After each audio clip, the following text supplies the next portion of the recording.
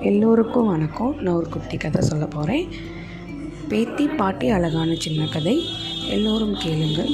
பேத்தி சிட்டியில் இருப்பா. அப்போது அம்மாவும் அப்பாவும் சொல்லுவாங்க, நம்ம கிராமத்திற்கு போக போகிறோம். உடனே பேத்தி பாட்டியை பார்க்க போகிறோன்னு ரொம்ப சந்தோஷமாக இருப்பாள். அம்மாவும் அப்பாவும் அவளும் ட்ரெயினில் ஏறி வருவாங்க.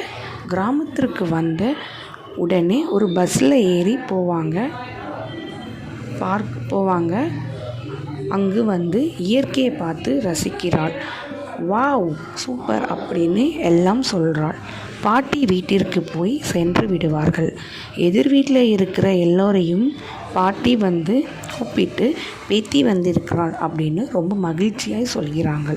அதுக்கப்புறமாய் பாட்டி தோட்டத்தில் இருக்கும் தேங்காய், இளநீர், மாம்பழம் போன்றவற்றை பேத்திக்கு பிடிக்கும் என்று சொல்லி அங்கே இருக்கும் தோட்டக்காரரிடம் சொல்லுவார்கள்.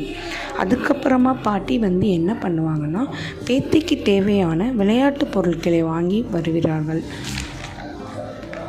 அவங்க வீட்டில் இருக்கும் செல்ல குட்டி பேர் ராமு. ராமு அம்மா அப்பா பக்கத்து வீட்டில் இருக்கிற எல்லோரையும் கண்ணாம்பூச்சி விளையாடுவாங்கன்னு கூப்பிடுவாங்க. அப்போது பேத்தி என்ன பண்ணுவாள்னா, மாமரத்திலே ஏறி ஒளிஞ்சிக்கிட்டு இருப்பாங்க. எல்லோரையும் கண்டுபிடிச்சிருவாங்க. ஆனால் பேத்தியை கண்டுபிடிக்க முடியாது. அப்போ என்ன பண்ணுவாங்கன்னா, அம்மா மாட்டு தொழுவத்திலும் தேடி பார்ப்பார்கள்.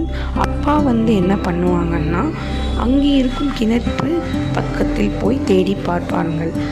பாட்டி என்ன பண்ணுவாங்கன்னா, வீட்டிலே எல்லா இடங்களிலும் தேடி பார்ப்பார்கள்.